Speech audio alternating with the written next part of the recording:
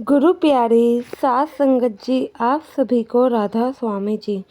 साथ संगत जी, वैसे तो हमें सेवा के बदले बाबा जी से कुछ भी नहीं मांगना चाहिए।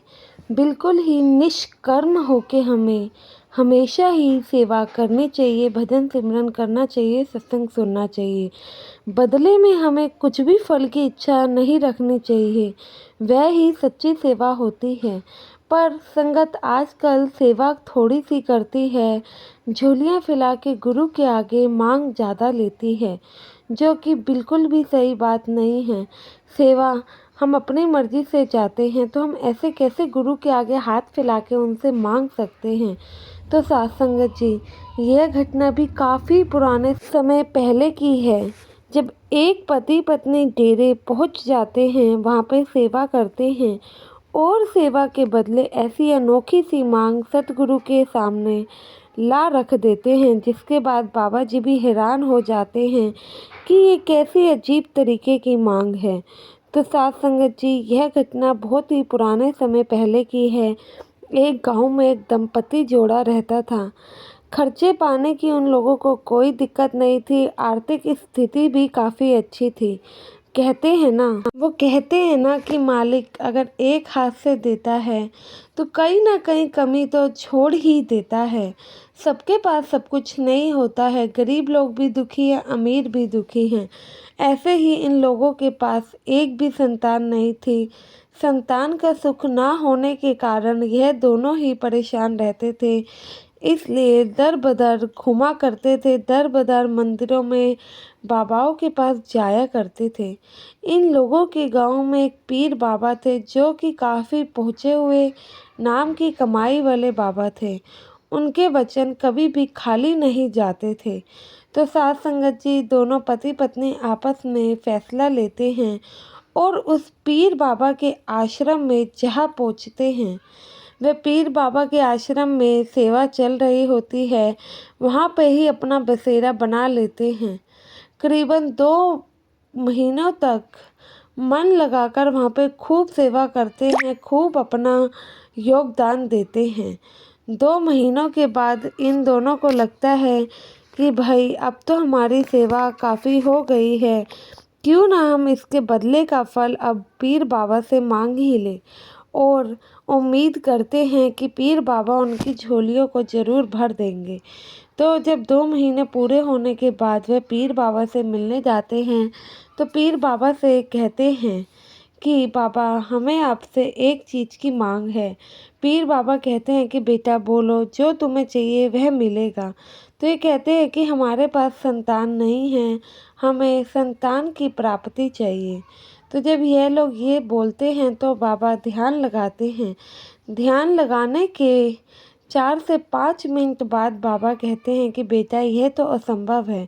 इस जन्म में तो क्या, आगे आने वाले 7 जन्मों में भी तुम्हारे कोई औलाद नहीं होगी, क्योंकि तुम लोगों के कर्म ही ऐसे हैं। अब परमात्मा का लिखा तो कोई भी नहीं बदल सकता है। तो वह पीर बाबा सत्संग जी काफ़ी नाम की कमाई वाले थे और काफ़ी मतलब कि परमात्मा से जुड़े हुए थे। तो उनके वचन सच में कभी खाली नहीं जाते थे। जब पीर बाबा ने ये बोला तो इन लोगों का दिल काफ़ी ही टूट सा गया। तो यह मायूस होके बाबा जी की कुटिया से निकल जाते हैं। वहाँ से निकलते हैं तो अपने गांव की तरफ बढ़ ही रहे थे कि रास्ते में डेरे की सेवा चल रही थी। डेरे में मिट्टी उठाने की सेवा चल रही थी। जब ये लोग देखते हैं कि मिट्टी की सेवा चल रही है, तो वहाँ पास में बैठे एक बुजुर्ग सेवादार, जो कि काफ़ी नाम की कमाई वाले थे, उनके पास पहुँच जाते हैं। उनसे पहले तो ये पानी की मांग करने लगते हैं, कहते हैं कि हम काफ़ी दूर से चलकर आ रहे हैं, क्या आप हमें पानी पिला देंगे? तो बुजुर्ग अंकल जी इनके लिए पानी मंगाते हैं। फिर यह देखते हैं कि बुजुर्ग अंकल सेवादार को काफ़ी ये चीज़ें बोल रहे थे, सेवा करो और मन मांगी मुरादों को पूरा करो, सेवा करो और मन के जो मांगी मुरादें हैं उन्हें पूरा करो। और बाबा जी की मौज है, जिसने भी लूटना है जल्दी लूट लो, देरी ना करो। यह वचन सुन के दोनों पति पत्नी जो बगल में खड़े थे वह कहते हैं कि आप ऐसे कैसे कह रहे हैं? सेवा करने से भले क्या ही हो जाएगा। आप तो ऐसे कह रहे हैं कि सेवा करने से किसी के मन की इच्छाएं पूरी हो जाएंगी। तो वह बुजुर्ग अंकल कहते हैं कि हाँ, तुम्हें भी सेवा करनी पड़ेगी। जो तुम्हारे मन की इच्छा है वह जरूर पूरी होगी। बताओ तुम्हारे मन की इच्छा क्या है? तो ये इनकी पत्नी कहती हैं कि बाबा, मेरे घर में कोई भी औलाद नहीं है। हमने पीर बाबा के यहाँ पर 2 महीने सेवा करी और हमें वहाँ से कुछ भी नहीं मिला। खाली हाथ ही अब घर को लौट रहे हैं। हमें तो बस एक ही औलाद चाहिए, क्योंकि हम बे औलाद हैं। औलाद का सुख प्राप्त हो जाए, इससे ज़्यादा हमें कुछ नहीं चाहिए। तो इस पर बुजुर्ग अंकल जी कहते हैं कि जाओ, तुम लोग जितने मिट्टी के टोकरे उठा के लाओगे उतने तुम्हारे घर में बालक होंगे। तो वह कहते हैं कि नहीं, ऐसा संभव हो ही नहीं सकता है, क्योंकि उन पीर बाबा ने कहा है कि आने वाले 7 जन्म में हमारे घर औलाद नहीं हो सकती है। तो ये बुजुर्ग अंकल कहते हैं कि मेरे वचन कभी भी खाली नहीं जाते हैं, आप करके देखिए। तो सास संगत जी दोनों पति पत्नी काम में जुट जाते हैं। जो मिट्टी का टोकरा था वो नीचे से लेकर आना था, ऊपर चढ़ाई करते हुए लेकर आते तो वह काफ़ी थक जाते।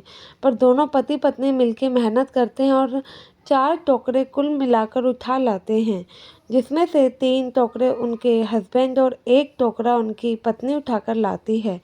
जब ये 4 टोकरे उठा के लाते हैं तो वह कहते हैं, क्या अब हमारे घर में 4 संतानें होंगी? हम आपकी बातों पर विश्वास कैसे करें? तो वह बुजुर्ग अंकल कहते हैं, देखो, मैं तो वचन देने वाला हूँ, मेरे वचनों पर मोहर लगाने वाले वह परमात्मा है। तो सास संगत जी तो उन लोगों को बाबा जी के बारे में पता लगता है। फिर वह बाबा जी से मिलने जाते हैं। जब बाबा जी के सामने पेश होते हैं तो सारी बातें बयां कर देते हैं। बाबा जी कहते हैं कि अब मेरे किसी सत्संगी ने आपसे कोई वादा किया है, मैं तो उसे खाली नहीं जाने दे सकता। जो उन्होंने वचन तुम्हें दिए हैं मैं उस पर मोहर लगाता हूँ। तो सास संगत जी जब वो दोनों पति पत्नी डेरे का माहौल देखते हैं तो काफ़ी उन्हें अच्छा लगता है। तो वह आगे आके डेरे से ही जुड़ जाते हैं, मतलब कि वो भी सत्संग से जुड़ने लगते हैं और रुचि लेने लगते हैं। तो अब सास संगत जी कुछ वर्ष बीत जाते हैं।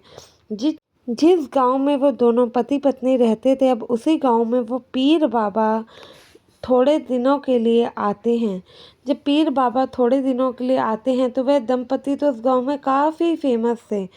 तो उन दंपति के घर जाते हैं। उनसे मिलने जब जाते हैं तो क्या देखते हैं कि उनके आंगन में सच में 4 बच्चे खेल रहे थे। तो यह देखकर वो हैरान हो जाते हैं। वह सोचते हैं कि यह बच्चे किसी और के पड़ोसी या फिर रिश्तेदारों के होंगे। जब वह दंपति से मिलते हैं तो वह सारी घटना जानते हैं। पीर बाबा जी के मन में अब यही आता है कि ऐसा कैसे संभव हो सकता है। जो इन्होंने देखा वह तो 7 जन्मों तक इनकी औलाद नहीं थी, तो ऐसे कैसे संभव हो गया। तो जब वे जानते हैं कि किसी बाबा जी ने इन्हें वचन दिए थे तो पीर बाबा समझ जाते हैं कि वह कोई आम बाबा नहीं, वह तो एक परमात्मा खुद ही है, जो कि यह सब चीज़ सत्य करके गए हैं। तो पीर बाबा फटाफट उन बाबा जी के मतलब कि अपने बाबा जी से मिलने के लिए पहुंचते हैं। जब बाबा जी के सामने पहुंचते हैं तो पीर बाबा यही कहते हैं कि मैंने तो सोचा था कि कोई संत होगा जिसे परमात्मा ने वचन दिए होंगे और उसने इतना सब बदला होगा, लेकिन मुझे क्या पता था यहाँ तो परमात्मा खुद ही धरती पर आया हुआ है। तो पीर बाबा जी उन्हें कहते हैं कि मैं तो आपके दर्शन पाके सच में निहाल ही हो गया कि मैंने जब देखा उनके 7 जन्म तक कोई भी औलाद नहीं थी, आपने तो उन्हें 8वें जन्म की सारी औलाद इसी जन्म में दे दी। ज़रूर परमात्मा का ही आप स्वरूप हैं, क्योंकि ऐसी करनी तो परमात्मा ही कर सकते हैं। तो बाबा जी से वह पीर बाबा नामदान के वचन मांगते हैं ताकि वह भी अंतर्गत होके परमात्मा की भक्ति प्राप्त कर सके और मालिक के दिखाए रास्ते पर चलकर मालिक को हासिल कर सके। बाबा जी से नामदान लेने के बाद पीर बाबा भी अपनी कुटिया में बैठकर अंतर्गत हमेशा ही ध्यान में लगे रहते थे, जो कि सारा गांव हमेशा ही देखता था। तो साथ संगत जी, जिस दंपति के साथ ये घटना घटी थी वह तो डेरे से जुड़ ही गए थे और उनके बच्चे भी सत्संगी बन ही गए थे, क्योंकि सत्संग में अब उनका जो कि रुझान है वह काफ़ी बढ़ ही गया था। तो अब ऐसे ही बाकी गांव के जो लोग थे धीरे धीरे वह भी सत्संग घर आने लगे। तो साथ संगत जी, इस घटना से क्या सीख मिलती है कि मालिक पे हमेशा भरोसा रखिए और निष्कर्म होकर जो भी कार्य करना है वह कीजिए। निष्कर्म का जो कि फल होता है वह मालिक बहुत ही अच्छा देता है। आशा करती हूँ ये वीडियो आप लोगों को पसंद आई होगी, तो लाइक करना और कमेंट में राधा स्वामी लिखना ना भूले जी। राधा स्वामी जी।